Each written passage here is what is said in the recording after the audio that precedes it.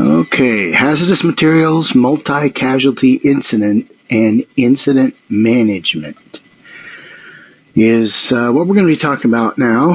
And as an EMT, you are going to respond to scenes where there are hazardous materials present. And the last thing you want to happen is to become contaminated. So we'll talk about the whole hazmat material response. You'll also respond to scenes where you're going to have multiple casualties, and as a result may have to do things like triage, call in additional resources, those sort of things. And then when the scope of the situation that you're responding to becomes a major event, then you'll need to be part of what's known as the incident command system, where you'll set up incident management, and we'll discuss that as well. So a hazardous material is any substance or material in a form which poses an unreasonable risk to your health, your safety, or to property when transported in commerce.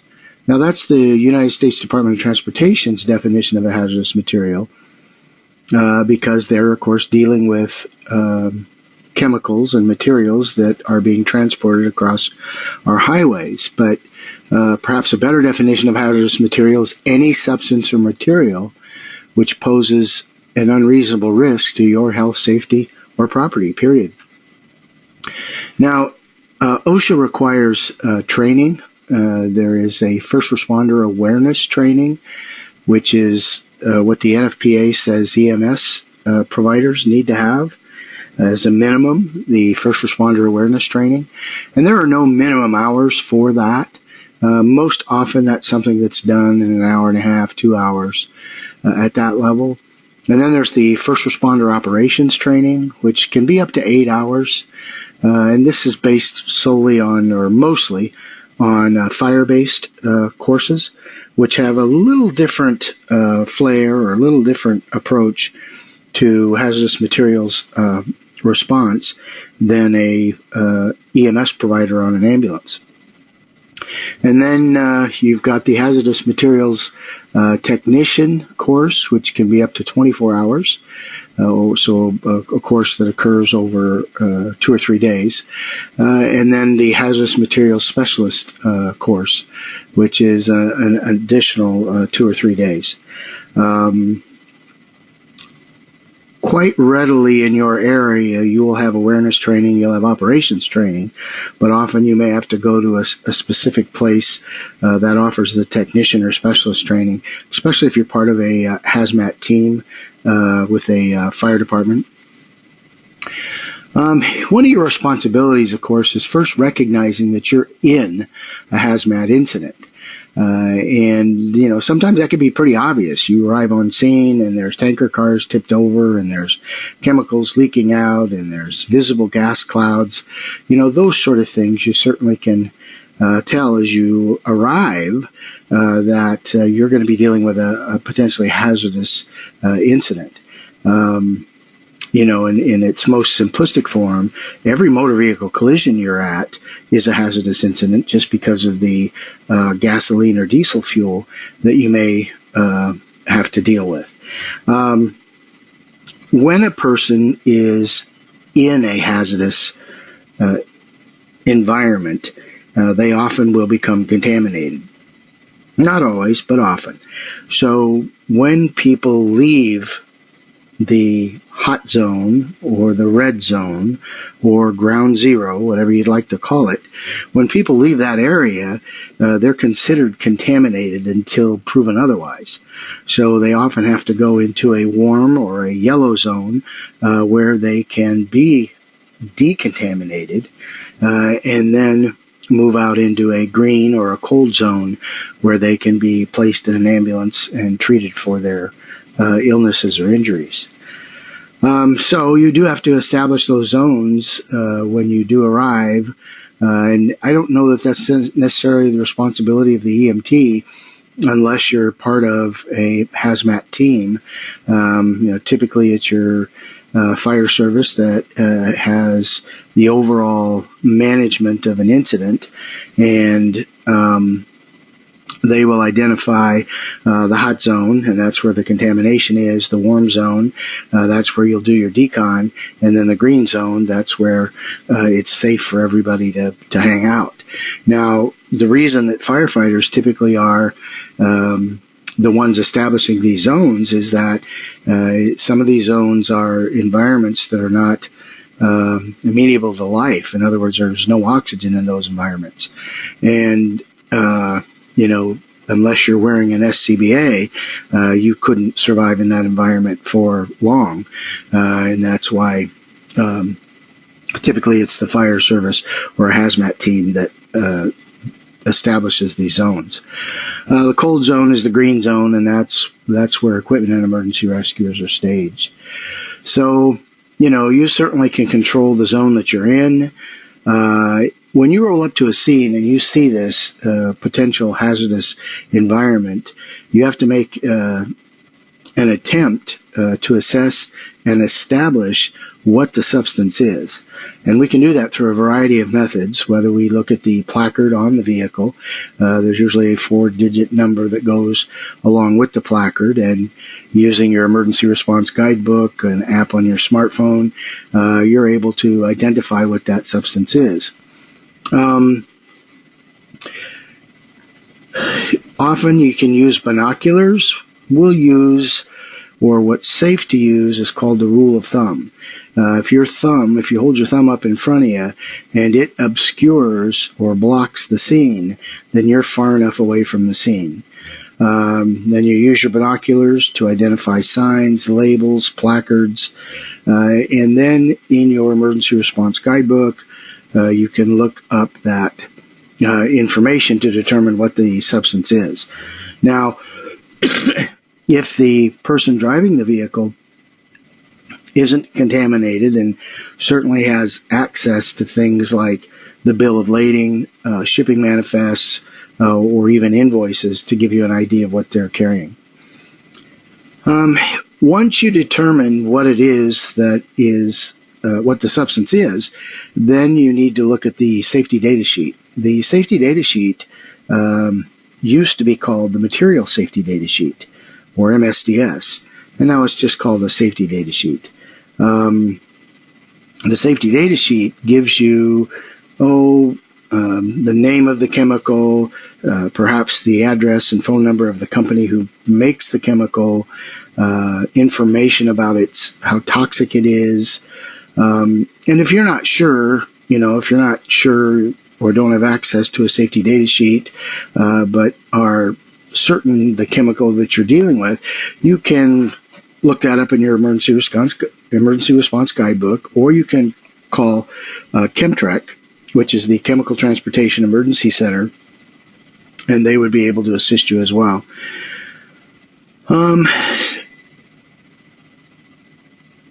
These are other places where you can get expert advice. Chemtel. You may have a list in your ambulance of state authorities or state agencies. Well, one of the agencies that does need to be contacted during a hazardous spill is the Department of Natural Resources. Your Poison Control Center is always going to be a great expert, or give you great expert advice concerning how a particular chemical may be treated. And be sure to leave thorough information about the scene, a callback number, the container, the conditions, the location, the quantity, the number of injuries, and exposures. Now, exposure, by virtue of you knowing this is a hazardous scene, you're exposed. Whether or not you become contaminated depends on what you do next. So here is the latest and the greatest emergency response guidebook, the 2012. It's published every 4 years. So the 2016 should be out soon. And this is kind of the Reader's Digest condensed version of safety data sheets. There are yellow pages, blue pages, and orange pages. If you know the 4-digit number of the chemical, you can look in the yellow pages, and that will give you a 3-digit guide number that you'll find in the orange pages. And the orange pages are the safety data sheets. If all you know is the name of the chemical, you'll look in the blue pages. And once you find the name of the chemical in the blue pages, it will give you a 3-digit guide number that you'll look up in the orange pages to find the safety data sheet. You're also going to need to establish a treatment area, and I would believe that this would probably be EMS's primary responsibility, not to go into the hot zone because you're not trained unless you're trained at that particular level and wearing SCBA.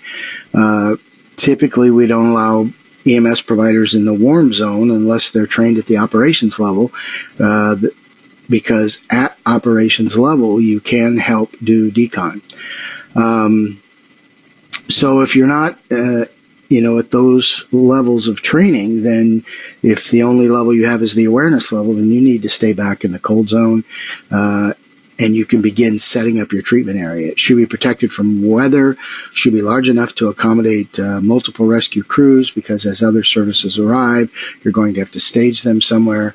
It should be easily accessible by other responding units. It should be free of exhaust fumes, and should allow a rapid re-entry into the emergency operation.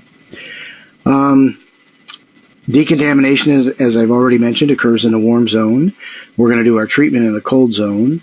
And field decontamination patients are not completely clean. It's called a fast break decon.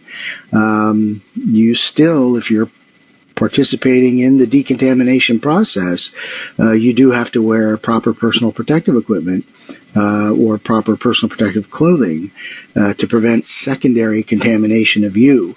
That may be chemical protective coveralls, boots, gloves, may even include a air respirator, like a PAPR, a positive air purified respirator, like a Breathe Easy or an AirMate. Those are just blower motors that force air through filters, and you breathe the air that's around you, but it's been filtered clean. You want to protect the vehicles from contamination. That may require you to tape, break out some plastic and tape the whole inside of the vehicle so that if a contaminated patient, and of course we would never recommend a contaminated patient be put in an ambulance, but if some contamination gets in the ambulance, at least your cupboards and the ceilings and sidewalls and those sort of things, seats, are protected by the plastic. There are 4 types of patients that you're going to have to care for. The uninjured and non-contaminated patient, the injured and not contaminated patient, and then the uninjured contaminated and the injured contaminated. Now, with the injured contaminated, you may have to provide, or somebody may have to provide, some initial care before the patient actually gets decontaminated. It may include handing them an oxygen mask, maybe handing them an auto-injector like an EpiPen, something like that, if that is within your scope. You want to take precautions appropriate to the substance as listed in your emergency response guidebook, because in that safety data sheet, in the emergency response guidebook, is listed what you need to wear, how you need to do decon on the patient, and what sort of first aid measures you can provide for that patient. Typically, when dealing with patients who've been exposed to hazardous chemicals, your treatment is going to be supportive.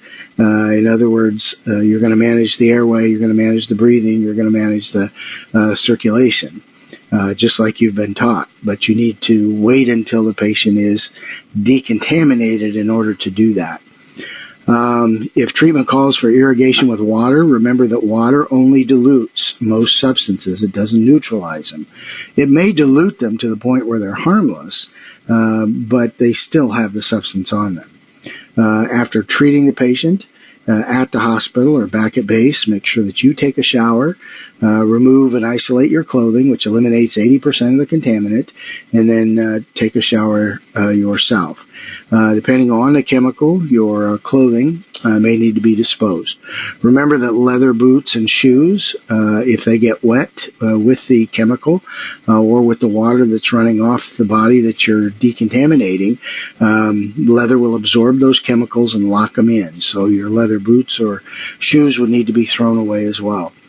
The phases of a decontamination include gross decontamination, and that's where the chemical or the majority of the contaminant is removed, and that's by just having the patient remove their clothing. You want to isolate their clothing,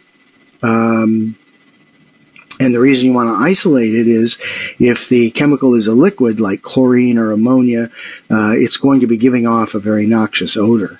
And if we just set them in a pile off to the side in the back of the truck or wherever we're doing the decon, then the fumes could affect everybody around. So remove and isolate the clothing is going to get rid of 80% of the contaminant, and then shower. 20 minutes in the shower. Use soap. We typically use dish soap, and the reason we use dish soap is that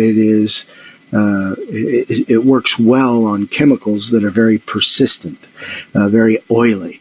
If you just use other soaps, they're not as good and don't break oils down as well as dish soap does.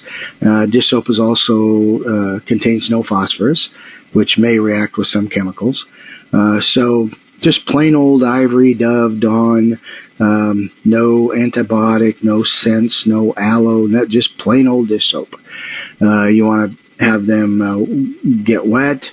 You want to apply the soap, rinse it off, apply the soap, rinse it off again. These are certainly different things that occur during decontamination. There's emulsification.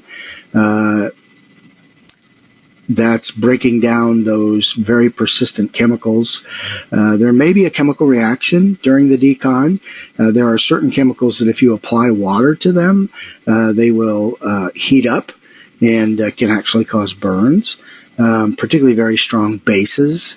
There's also disinfection, dilution by adding all the water, absorption and adsorption.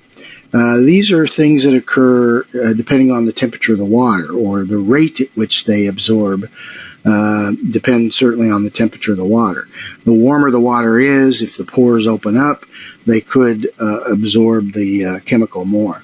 And then removal of the water is and removal of the chemical that gets washed off, and then disposal of the water is something that is one of the reasons we call the Department of Natural Resources, because it's that agency that's going to tell us whether or not we can just let the water run into the storm sewer or whether we have to collect it all. Most often, you'll put enough water on something that you'll dilute it to the point where it's not harmful, and it can just run down into the storm sewer. Now, if you're decontaminating 50 or 100 people, that's something that may have to occur quickly, and as a result, you get the fire department setting up their hose with a nice fog pattern, and they can decon 20, 25 people at a time in a channel between two trucks that are parked there, and nobody's going to collect that water. That water's going to go where that water goes. The objectives of decontamination are to determine the appropriate level of personal protective equipment that you need. Sometimes your uniform is just fine. Other times you need chemical protective coveralls. Other times you need chemical protective coveralls and a positive air purified respirator, particularly with things like chlorine and ammonia. Any more than that, we're starting to look at firefighters with turnout gear and SCBAs, those sort of things. You need to set up, operate a decon line and prioritize the decontamination patients according to a triage system. You may have 50 people that you need to decon, and we talk about things like throughput. We have 6 showers in our organization, and we could do 2 people an hour in each shower. So we could do 12 people an hour. Well, if I've got 25 people, there's going to be 12 or 13 people waiting over an hour to take a shower, and that can be really problematic. So you have to prioritize the sickest get decon first. Perform triage while in personal protective equipment so that you don't become contaminated. Personal protective equipment, particularly if you're wearing a positive air purified respirator or even an SCBA, it's very difficult to communicate while in that personal protective equipment. It's very difficult to provide care, even ventilating a person with a bag valve mask is extremely difficult while suited up in that equipment. Some basic lists of equipment that you're going to need for decon. You're going to need buckets, brushes, decontamination solution, which is dish soap, decontamination tubs, showers, a dedicated water supply, tarps or plastic sheeting. Again, containment vessel is iffy depending on the situation, and if you are or if you have to collect the water, then you may have to pump the water from your containment vessel into buckets as your pool or your containment vessel fills up. An A-frame ladder is something that may work as well. Appropriate level PPE for responders. And then once you've completed the decontamination, then each of the providers wearing personal protective equipment need to have their personal protective equipment rinsed and soaped off and rinsed so that you can wash any potential decon off their equipment. So scrub the suit with a brush, starting at the head, working down, rinse again, starting at the head, working down, and then help the responder remove their personal protective equipment. Again, containing the runoff is going to be something that the DNR will tell you whether you have to do that or not. Do know that in these suits, people are not going to be able to work for hours on end just because they don't breathe well, especially if you're wearing SCBA or a positive air purified respirator. So, if they can get 45 minutes or an hour out of them, that's doing pretty good.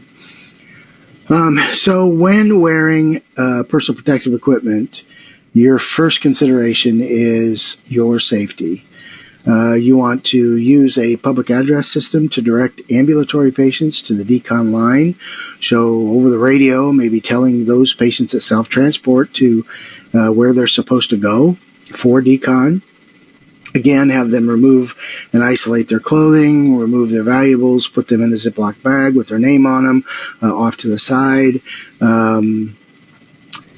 They're saying double bag the clothing, at least a single bag tied tight so that you isolate any fumes. They say receive a 2 to 5 minute water rinse starting at the head, and then soap, and then water, and then soap, and then water, and then send them on their way.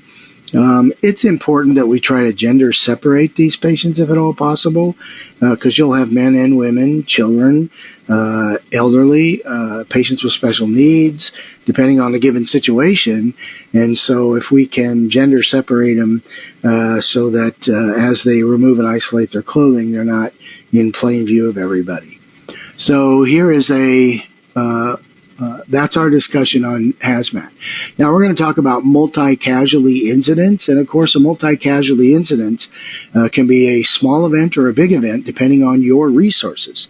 When you have an incident that exceeds the resources that you readily have, it now becomes a multi-casualty incident. So if I've got 6 ambulances and I've got 5 or 6 injured patients, that isn't a multi-casualty incident. But if I have 1 ambulance and 2 staff and I have those 5 or 6 patients, that now becomes a multi-casualty incident. Know your local disaster plan, and pretty much every service should at some point in time drill their disaster plan with the county emergency manager, with the local hospital in the county, if you have a hospital in your county. The drills should be well publicized so that people can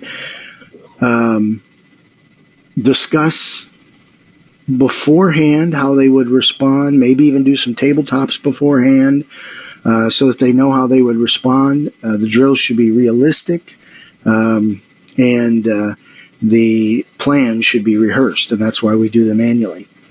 The National Incident Management System, or NIMS, came about as a result of the wildfires in California in the 1970s.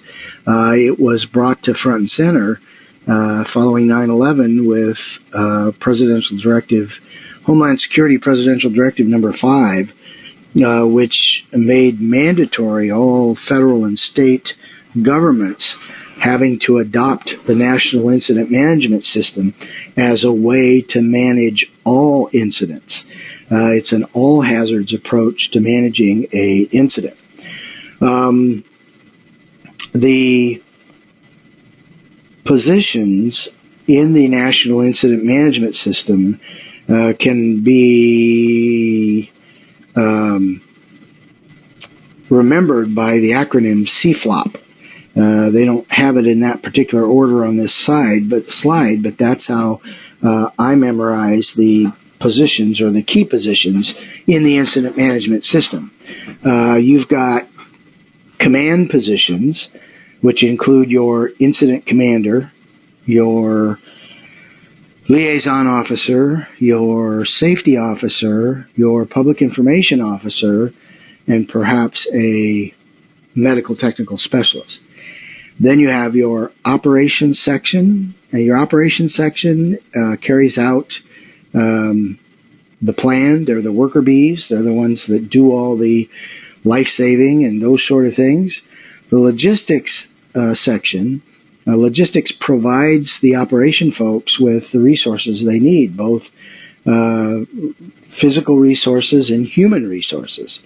So providing them with ambulances, providing them with equipment, providing them with the things that they need, but also providing them with the bodies they need to care for the patients that they're dealing with.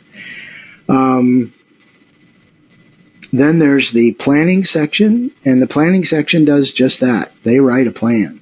They write a plan for demobilization when the incident is all over. They write a plan B, plan C, plan D. Most people have a disaster plan. It's what they drill when they do their drills with the county and the other agencies, law enforcement, fire. That's plan A. But what if plan A doesn't work? What if things happen that we didn't think of? Most our disasters are self-limited. In other words, they only last a couple hours, and they're self-defined. Car versus school bus or something like that. Now, being self-limited, self-defined, we often don't get an opportunity to utilize this National Incident Management System. But we're talking a major event that may go on for days, weeks, or months. We're going to need to implement this system to manage that operation. So the finance folks, the finance section, they're the ones that keep track of all the expenditures. They're the one that keeps track of all the volunteer hours, all the paid hours. They're the ones that keep track of all the equipment used. They're the ones that write checks to get things that we need quickly. And those are the positions for incident command. Command positions, operations, logistics, planning, and finance. Now, your incident could be a single incident where your system that you're in manages the entire incident. Or it could be what's called a unified command, where geographically the incident may be separated. So an example of a unified command might be major train derailment. You'll have some people on one side of the train, others on the other side. and each side may have their own unified command. Each side may have their own incident command, but those two commanders need to be speaking to each other in a unified method. Or you may have a outbreak of some infectious disease that covers multiple counties. Well, each county will manage their own disease. However, they need to be talking with the other county commanders in surrounding counties so that they, again, unify their approach to managing this disaster.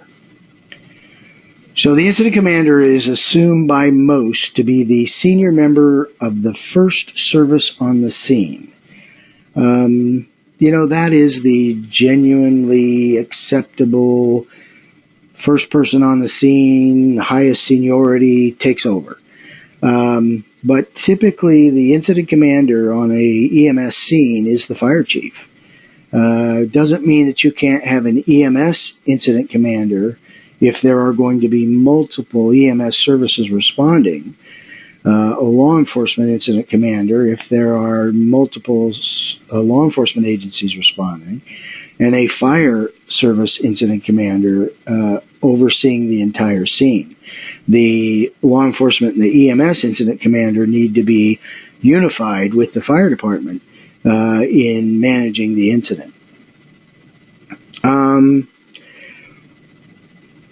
There will be times, either because somebody of higher seniority arrives and takes over your command, that you'll have to transfer it, or the operational period will be such that you're 12 or 16, 18 hours into this incident, like a tornado in Parkersburg that went on for days. At some point, the incident commanders, the operations section chief, the logistics section chief, the planning section chief, those positions need to be replaced. You need to put new, fresh bodies in there. So there is at some time going to be a transfer of command. As an EMS provider, your first responsibility is certainly safety of you and your crew and the patients when you arrive on scene. And the next is to care for patients. But if you've got 20 or 30 injured patients when you first get out of that truck, you're going to have to size that scene up. Do I need additional resources? What kind of resources do I need? And then you're going to have to begin triage to determine who of those 25 or 20 some patients is going to be treated first and who's going to be treated last. This requires you to organize your triage process and to delegate responsibility to other EMTs, because a staging area needs to be set up where all the ambulances that respond with equipment can stage that equipment. A triage area needs to be set up where patients, once they are triaged, or actually a treatment area, once they're triaged, they can be dragged or carried to the treatment area where they can begin to receive their treatment until they're transferred out. So scene size up, you arrive at the scene, you establish incident command, you do a quick walk through the scene to assess the number of patients, hazards, and degree of entrapment, get as calm and composed as possible, and radio the initial scene report and call for additional resources. On arrival, give a brief report and request the necessary resources. The incident commander is the only person to converse with the comm center, disseminating information to others. This eliminates where you have 10 ambulances responding, and all 10 of them think they need to talk on the radio, give reports, ask lots of questions. That just really plugs the frequency up. People step on each other, nothing's heard, and it's really disastrous. So the incident commander is the only person to converse with the comm center. The incident commander is the only person to request the additional resources, to communicate with other responding services, those sort of things. You do want to have a face-to-face conversation with command staff whenever possible. So, your operations section chief, your finance section chief, your planning, your logistics, those positions need to get together and talk on how it's going, and do they need to modify or change anything that they're doing. And that's typically called an operational period. These meetings occur somewhere near the end of an operational period. And the incident commander will set that operational period. They may say, your job is to do this. Get back to me in half an hour, 45 minutes, and let me know where you're at. Early and aggressive organization in an incident command system is vital. You have to have a plan to deploy your resources. Think about where you're going to stage all the equipment that's coming in. Think big, order big, prevent freelancing. That's other people stepping up and trying to take over. Have some personal tools such as a tactical worksheet, vests that people wear, job action sheets for each individual position. These are things that people will have in the incident command structure. So your EMS branch functions in an incident command system is a mobile command center. You're going to have perhaps somebody overseeing extrication, somebody overseeing a staging area. That's where new arriving ambulances will stage and hold until they're called in. A triage area where triage occurs. It's typically where all the patients initially are. Treatment area is somewhere close to the triage area. That's where patients are taken. It needs to be safe and away from harm's way.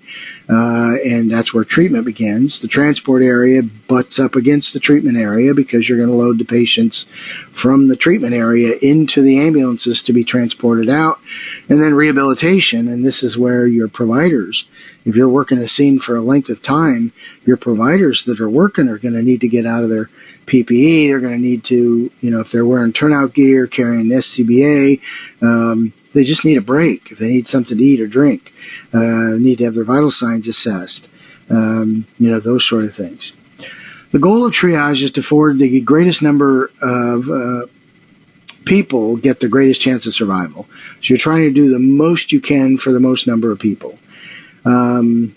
Typically, the most knowledgeable EMS provider becomes the triage supervisor or the triage officer. Typically, it's somebody who's well-versed in the jump start triage scheme. Priority 1 is those patients who have life-threatening illnesses or injuries. Priority 2 are those who have serious but not life-threatening illnesses or injuries. Priority 3 patients are walking wounded. Those are people that will be up walking around when you get there. And priority 4, sometimes called priority 0, are dead patients or are fatally injured who will die soon.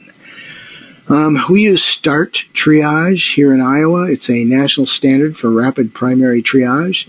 It stands for simple triage and rapid treatment. The foundation of the system is speed, simplicity, and consistency of application. By being quick, by being simple, and being consistent, it takes the guesswork out for you, the EMT, when you have to make decisions on who's going to get treated and who isn't, who's going to live and who's going to die. Those can be really tough decisions to make, particularly if you're dealing with children. The first thing that you're going to do with START triage is start right where you're at. You're going to holler out. Anybody that can hear the sound of your voice and can get up and move, you send them over to the green area. Those are all your walking wounded. Those are all your priority 3 patients. You'll get to them at some point. In fact, many of the priority 3 patients, if they aren't injured at all, will want to help, and you certainly can put them to help dragging patients from the scene into the treatment area where they can be treated. Then you want to evaluate, you want to go around to the remaining individuals and evaluate their respiration, pulse, and mental status. If they're breathing more than 30, then they're a red and they're a high priority patient. If they're not breathing at all, you open their airway, and if they don't start breathing right away, you mark them black and move on. Pulse, you want to check for strong radial pulses. If the pulse is absent, you mark them black. If the pulse is nice and strong and that sort of thing, you can mark them red and move on. Then you assess the mental status. You ask them to obey a command. If they can obey a command, then they are yellow. If they cannot obey a command, then they are red. So if you're able to walk, you're a priority 3. If not, check respirations. And the triage officer is only going to provide 3 treatments. And I would argue 2 treatments. Pretty much anymore we teach start triage, there are only 2 things you would treat. As the triage officer, you'll open the airway and insert an OPA in an unresponsive patient who is breathing. In a patient who has significant hemorrhage, you could apply a tourniquet or a pressure dressing and move on. Other than that, you don't do any sort of treatment. You want to assess the respirations. Yes, if it's greater than 30, they're a priority 1. Yes, they have respirations. It's less than 30. Go ahead and check a pulse. If they don't have a pulse, position their airway, recheck their breathing. Not breathing, after repositioning their airway, they're a priority 0 or a black. You're assessing the radial pulse. In a patient who is unresponsive, not breathing, no pulse, they're a black. If they're breathing, but they don't have a pulse, they're high priority. If they're breathing, their pulse is good, their skin signs are good, their capillary refill is good, move on to checking their mental status. If they're alert, can obey commands, they're a yellow. If they have an altered mental status, they're a red. Now re-triage your priority 3, your walking wounded patients, by looking at their respiration, pulse, and mental status. Triage does not stop until the last patient is off the scene. Patients' situations change depending on the type of injuries they have. Yellows may become reds, reds may become blacks, greens may become yellow. So our color-coded triage tag, our priority 1 patients are red, our priority 2 patients are yellow, our priority 3 patients are green, and our priority 4 patients or black or blue, depending upon the triage scheme. Now, secondary triage is performed at the patient collection point, or the triage area, treatment area. Patients are separated into treatment groups based on their level. So some people put out cones, flags, different colored tarps, so that, reds go to the red area, yellow to the yellow, green to the green, and we know we immediately begin treating the reds and transporting the reds. Again, you re-triage until every patient is off the scene. Once assessed, triaged, and treated, and treatment is extremely limited to taking care of the immediate life threats, the patients are then transported according to their priority. Ambulances are held in a staging area, waiting direction to load patients. Once the patient is loaded, then the ambulance takes off and then comes back after dropping the patient off. It's really important that we don't overload the system, that we don't attempt to transport too many patients too quickly. In other words, you'll see people, they will put a red on the cot, a yellow on the seat, maybe a green up front, and in doing so, what they've just done is they've required at the hospital the use of additional resources. Because in addition to managing that critically injured patient, the hospital's now going to have to devote resources to care for that yellow or that green.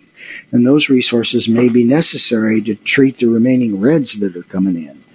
So when you're transporting, you're only transporting 1 patient at a time. From a logistics standpoint, the staging supervisor and the transportation supervisor are going to be staging the trucks as they come in, staging the equipment as it's unloaded out of different ambulances, and the transportation supervisor is going to make sure that they don't just move the disaster from point A to point B, the hospital. I know that hospitals pride themselves in caring for most every single victim or patient in a disaster, but we don't want to overwhelm the local emergency department with too many patients, because that'll be detrimental for those waiting for care. So you have to make decisions as a transport officer which patients are going where. The receiving facilities are contacted early to determine what their capabilities are and let them know what sort of patient count they're going to get. The transportation officer, not individual EMTs, should communicate. So as far as who's communicating with the comm center, that's the incident commander. Who's communicating with the responding services, that's the staging manager. Who's communicating with the emergency departments, that's the transportation officer. Again, generally too many patients to allow a good radio report, so only basic information is given. When the transportation officer is calling in the radio report, not the EMT in the back caring for the patient, but the transportation officer, otherwise you've got multiple EMTs on the radio trying to give reports, and that just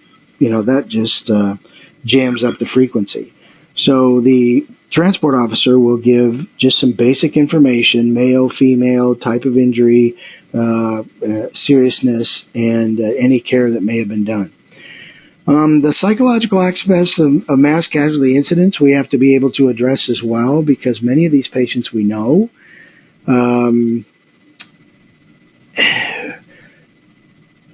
There are two issues here dealing with psychological aspects of a mass casualty incident. You've got the patient themselves, demonstrating a caring and honest demeanor can assure the patient and gain trust with the patient, but you're not there to psychoanalyze a person's distress or what about it bothers them most, that sort of thing. Psychological first aid may be necessary on the scene of a mass casualty incident for those survivors waiting to be transported, as well as the EMS providers.